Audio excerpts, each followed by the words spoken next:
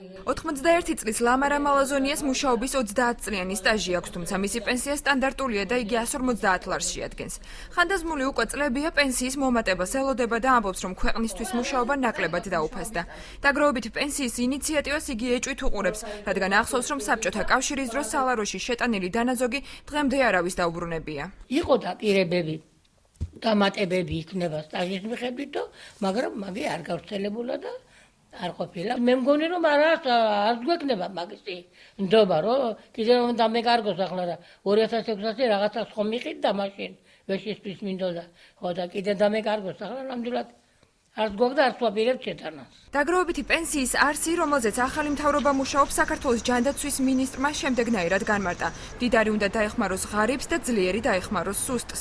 ამჟამად დაგროვებით საპენსიო ფონდში თანხების მობილიზებისათვის საშემოსავლო გადასახადიდან საპენსიო ფონდში 5%-ის გადარიცხვის და ხელფასიდან დაქვითვის ვერსიები განიხილება. ნებისმიერი მოქალაქე მუშაობის პერიოდში, როდესაც აქტიურად მუშაობს, თავის საშემოსავლოდან ავტორიზებულ თანხის რაოდენობას გამოყოფს საპენსიო ფონდისათვის და მერე რო კონდეს უკვე გარანტირებული მაღალი პენსია. უმცირესობის წევრები ინიციატივას ახალი ხელისუფლების წინა საარჩევნო ხრიკად აფასებენ. მიხეილ მჟავანაძე თქმით, დაგროვებითი პენსია შესაძლოა მოსახლეობას ზედმეტ ტვირთად დააწვეს. წინა საარჩევნო ხრიკია ალბათ მოსახლეობის მოსატყუებლად, რომ საპენსიო პრობლემა გვარდება ქვეყანაში. გადასახადების შემცირება აღარ მოხდება და საშემოსავლო ნაწილიდან მოხდება მის დაგროვება, თუ არა შემთხვევაში უნდა მოხდეს ხელფასიდან ჩამოჭრა ამ თანხისა, რომელიც მოსახლეობას კიდევ უფრო დაამძიმეს მათ მდგომარეობას. ექსპერტი პაატა შეშელიძე ინიციატივაში მხოლოდ რისკ ფაქტორებს ხედავს. მისი თქმით, ადამიანს უნდა ჰქონდეს არჩევანის უფლება, როგორ და სად გადაანაწილოს საკუთარი დანაზოგი.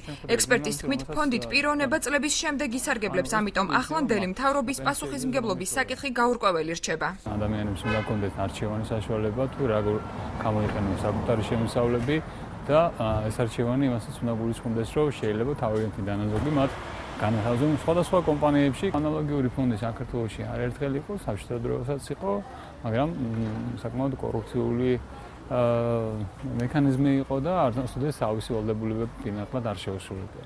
ამიტომ არანაირი გარანტია იმისა, რომ ეს იქნება უკეთესი პროექტი არ არის. დაგროვებითი პენსიის შემოღებას სახელმწიფო 2014 წლიდან გეგმავს. 2014 წლის ბიუჯეტის პროექტში საპენსიო უზრუნველყოფისათვის 1,326 მილიონი ლარია გათვალისწინებული.